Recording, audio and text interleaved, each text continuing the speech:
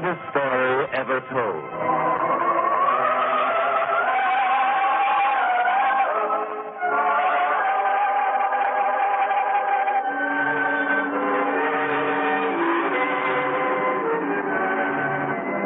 Today, we present Matthew the Publican, a drama based on an event described in the 9th chapter of the Gospel according to St. Matthew, an event in the greatest life ever lived.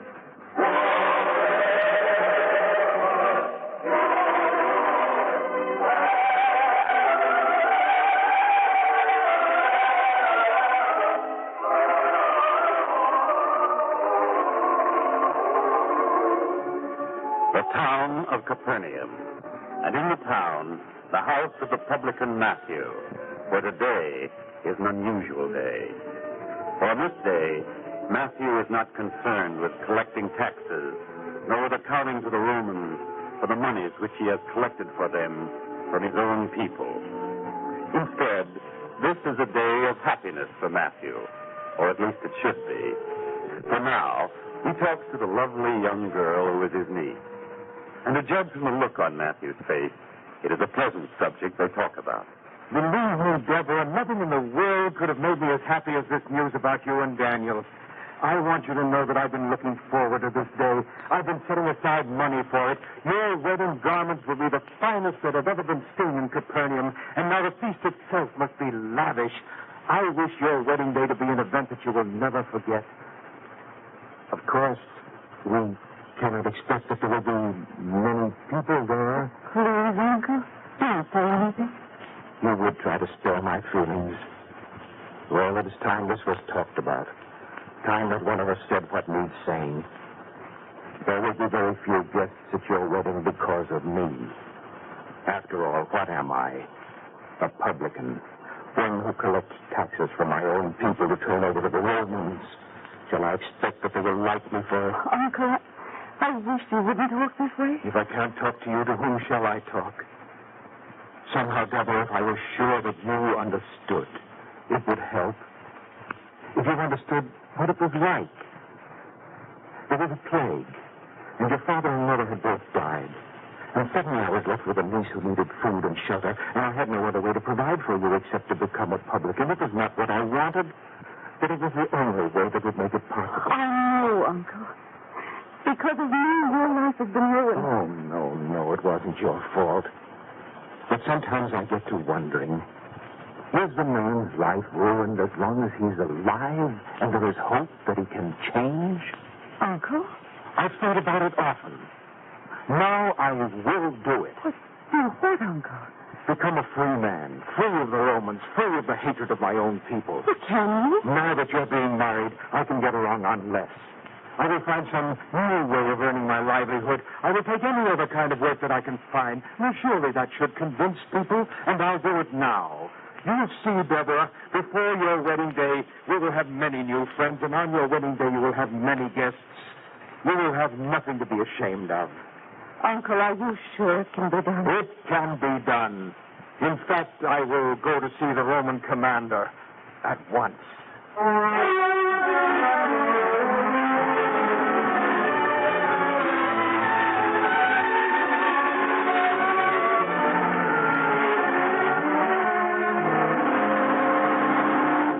Matthew, don't stand there mumbling. If you've something to say, come out with it.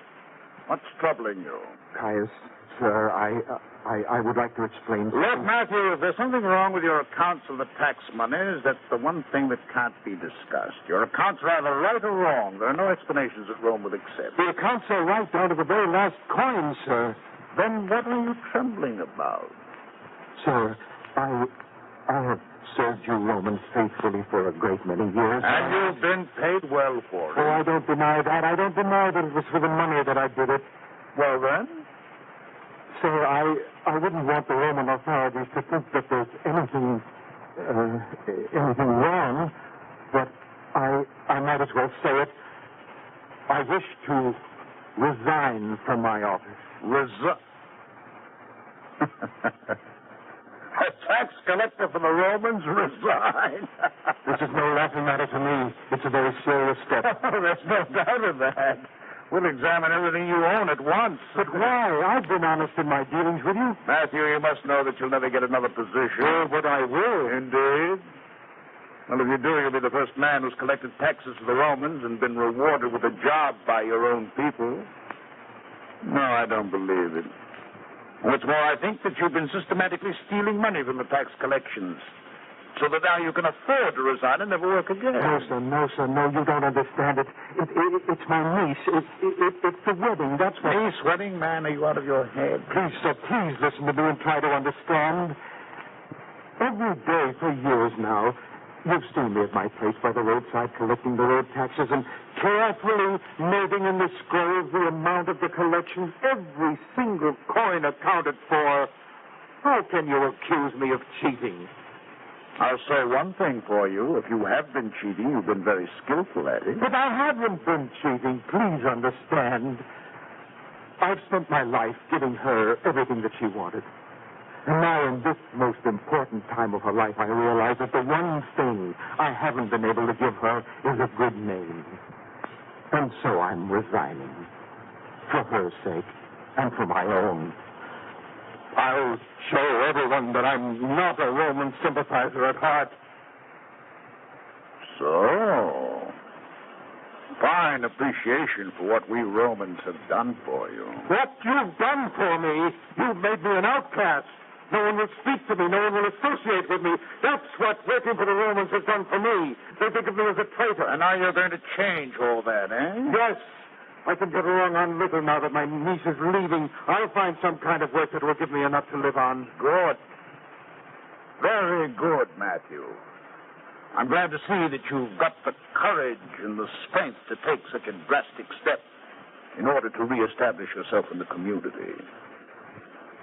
Of course, if you should change your mind and decide that this is the work you like best after all, well, we'll always have a place waiting for you here. I'll never come back here. Of course. But your position will still be waiting for you. After all, it's the least we can do for our friends.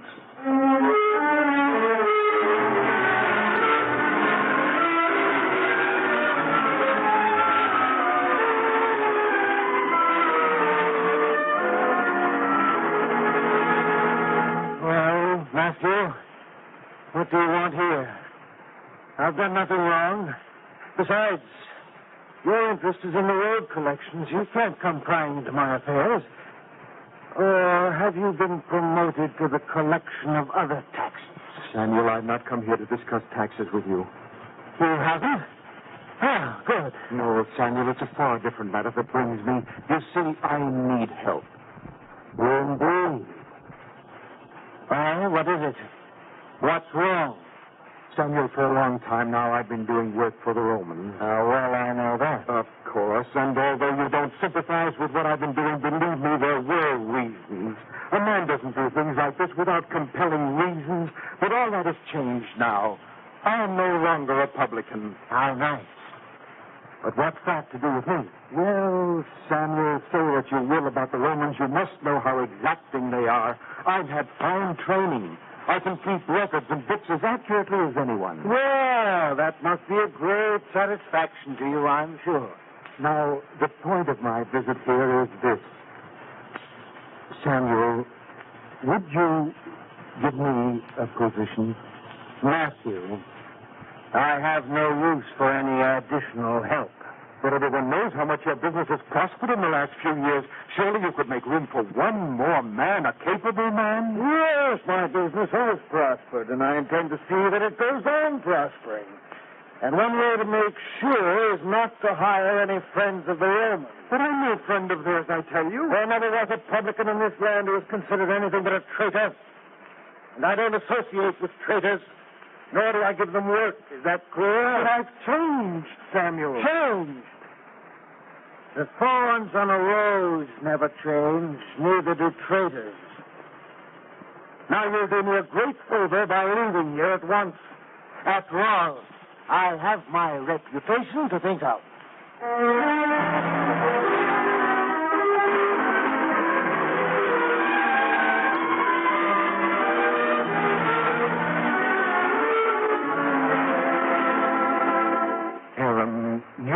must understand. I'm sure you will. Understand what, Matthew? Well, your caravans carry produce for the Roman armies. You do a great deal of business with them. And if I do? Well, then surely you must understand the position that I'm in now. Make yourself clear, Matthew. What is it? Is there something wrong? Or is it that you've got some bit of secret news that you're willing to dispose of for a price? I've never been a spy. Then what brings you here? No one will believe me, but I think that you will understand. Because, after all, you did practically the same thing. What did I do? You worked for the Romans, too, and since you... Wait. Hold on a moment, Matthew. Are you attempting to put me in the same class with you? Well, after all, we both earn our livelihoods working for the Romans. You know, Matthew, I don't feel flattered being put in the same class with you, so if that's all you've come to say, get out. Please, Aram, a job is what I need. I can work hard for you. I can relieve you of a great many details which will give you more time for other profitable business. I'm sorry, Matthew. And you can trust me, Aaron. I'm honest. No one has ever denied that. No one ever discusses the honesty of traitors. It's like talking about rainfall in the desert. I'm sorry, Matthew. And I thought you would understand. Then you were mistaken. Now, let's get one matter straight. I work for the Romans, that's true. But I take money from them. You take money from your own people for the Romans. There's a difference, Matthew. A very big difference. And you don't think a man can change? I don't even care. I'm in a pretty delicate situation as it is, Matthew. I don't take risks for anyone. To hire you would be such a risk. Sorry.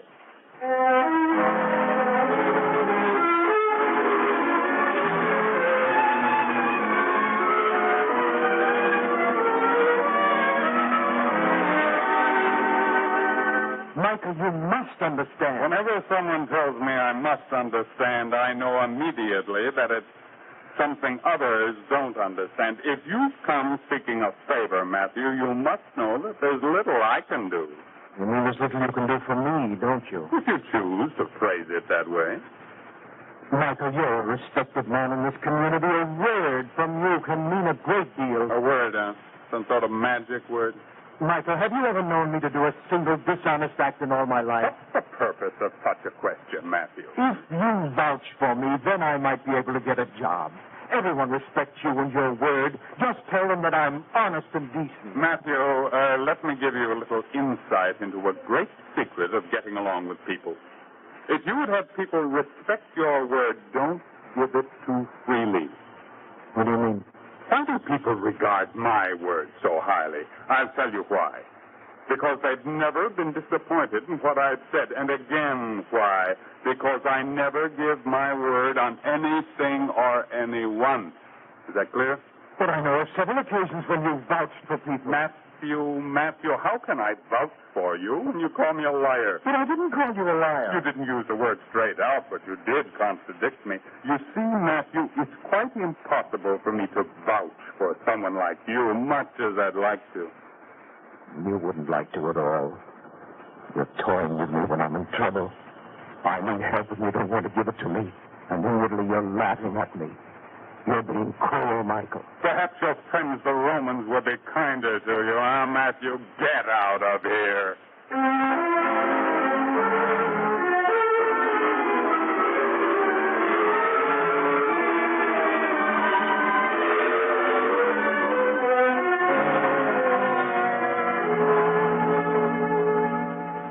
Oh, Deborah. I've tried. Oh, no, Uncle. It's as though I've been a thief. No one trusts me. No one believes. You tell me, Deborah, have I been a traitor? Have I been a friend of the Romans? Every day for years now you've seen me, heard me speak. Have I ever uttered one word that can be interpreted as treason toward our people? Oh, no, Uncle, no. How can people be so cruel? Uncle, Yes, Deborah. maybe Daniel's father could help. No, it wouldn't be right. I don't want to jeopardize your happiness, never that. But if Daniel is willing to marry me, surely his father should be willing to be understanding about you. He's the one man I won't go to. No, Deborah, when you marry, I want you to cut your ties with me. I want you to try to forget me, forget that I'm your uncle. After all you've done for me, This whole thing is really my fault in a way. Why? Because you wanted a wedding like other girls had. There's nothing to apologize for. You took the job in the first place to earn money to take care of me. You tried to leave it because you thought it would help me, and Uncle, I don't deserve it. No. We won't have tears.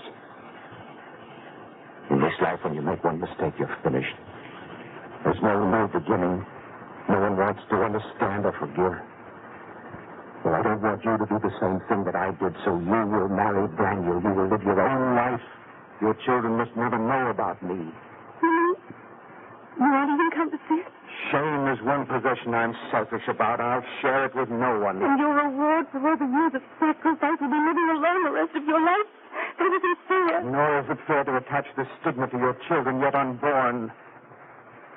You know the Roman was cleverer than I gave him credit for. He knew what he was talking about. I'll go back. I'll take the job that's waiting.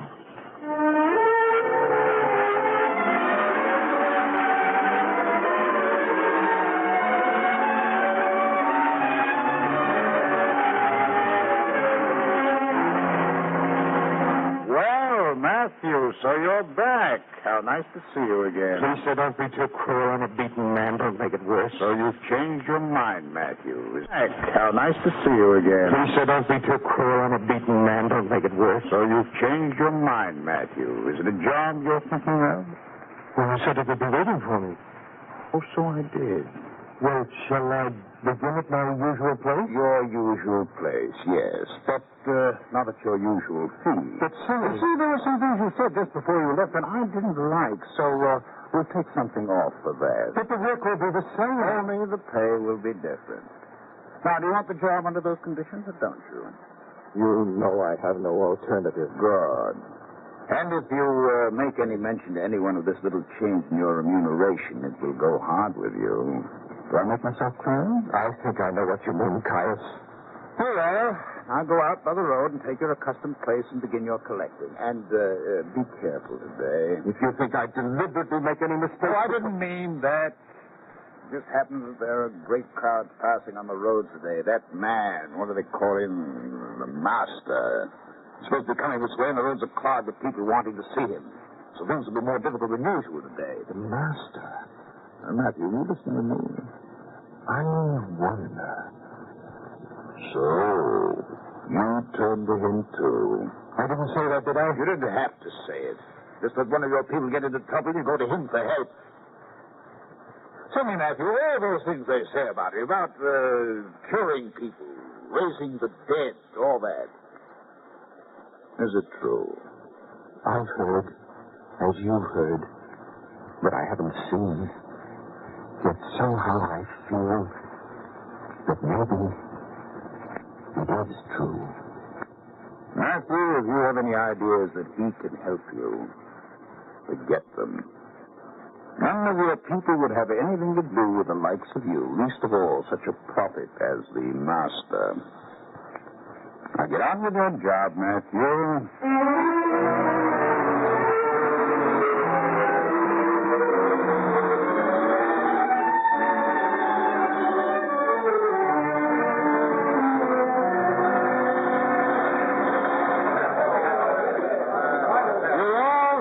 Return. And as soon as you pay your taxes, you'll be allowed to move on. So stand back, wait your turn. Roman slaves! Bring up Roman guard! Stand back!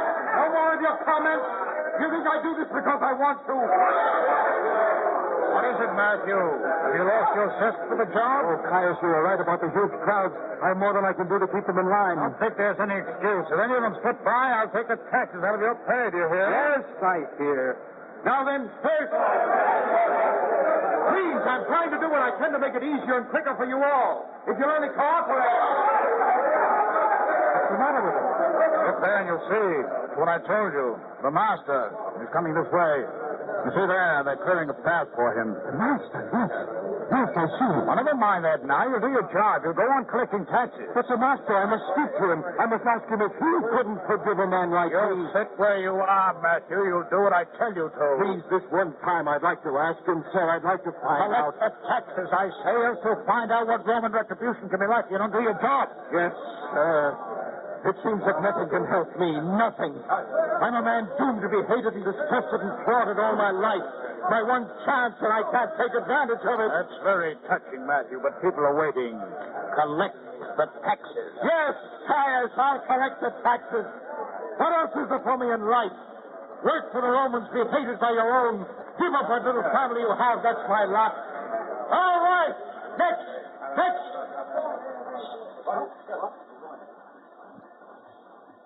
What's wrong now? Why are they all going so quiet? No, I don't like it. There is something wrong.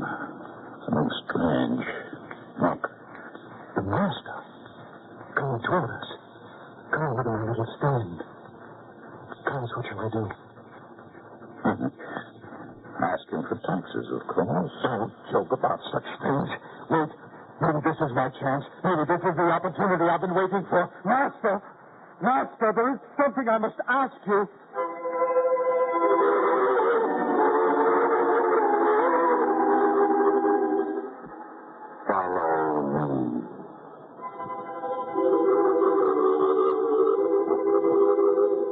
Did you hear?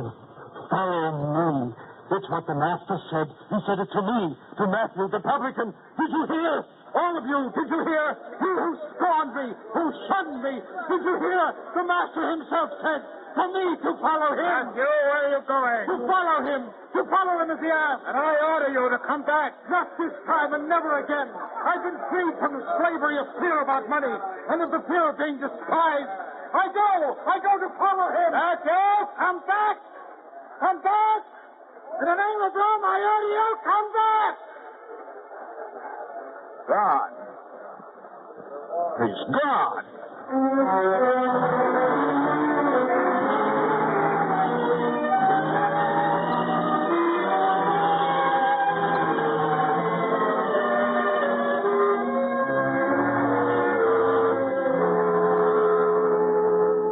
And you are the disciple John, and you were Peter. I was glad to know you all, and you must try to be friendly toward me, please. Matthew, the Master has chosen you. If you've been accepted by him, surely you can expect no less from us. Yes, Matthew. You should do the same as us. Oh, I'm not the same, Peter, for I'm a man loathed and hated here in Capernaum. But from now on, things will be different. There is one thing that I must do before I leave here. The Master and all of you, you'll have the evening meal in my home. It'll be the last meal in my home, but you must all be there. And I shall invite all those who shamed me and let them see that the Master has forgiven me. And maybe they will forgive too.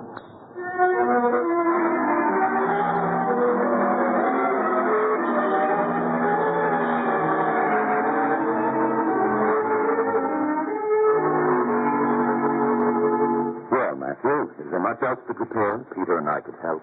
Oh, John, I've already disgraced the Master. The good people I'd invited, they wouldn't come.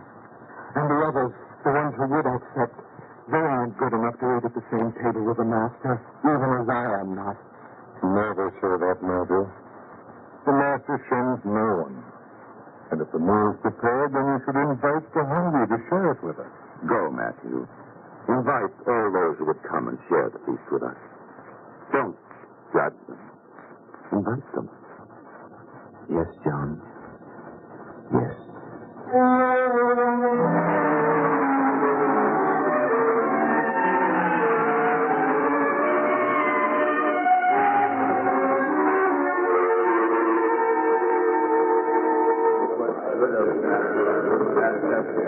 John, I can see now what you meant.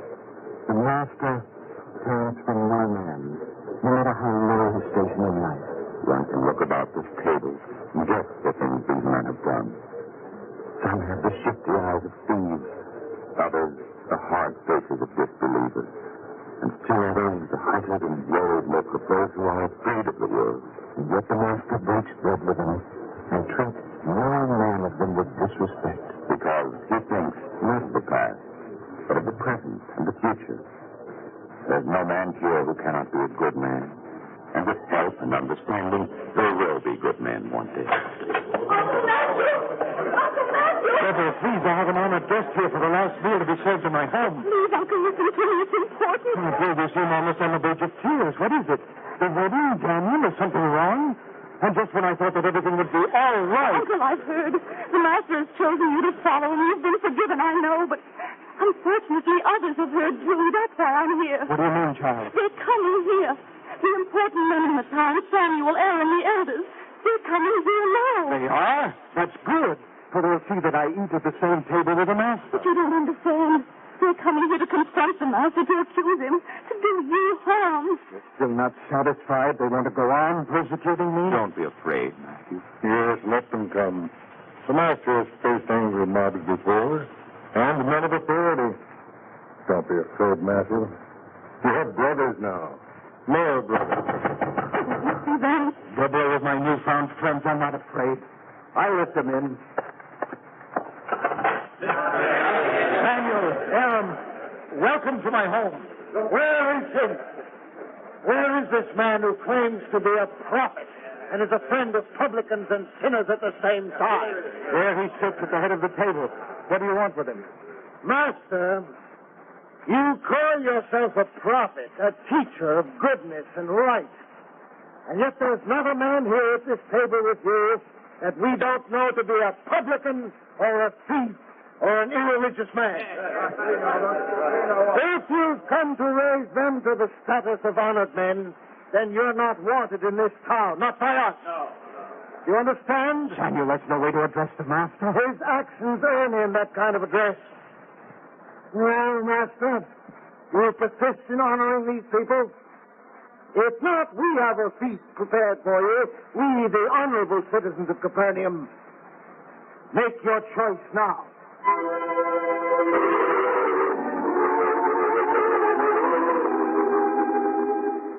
They that are whole have no need of the physician, but they that are sick. I come not to call the righteous, but sinners to repentance.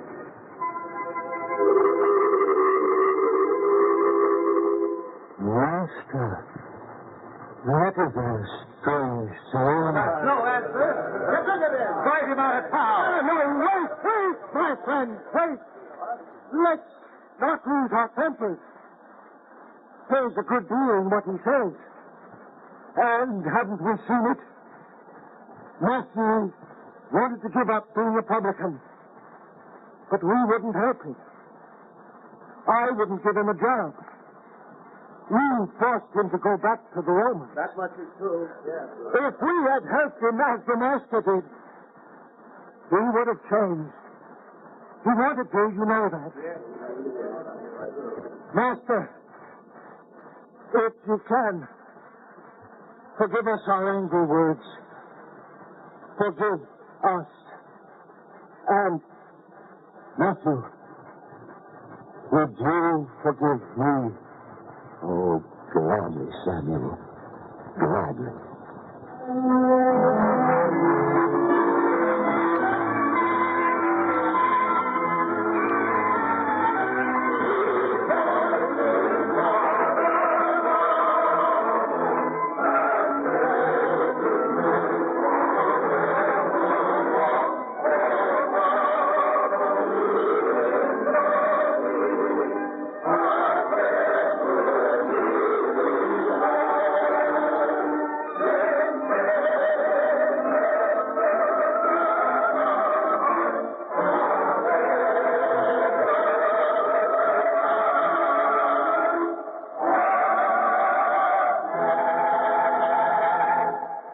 Next week, on this same network at this time, we will present another episode in the greatest story ever told from the greatest life ever lived.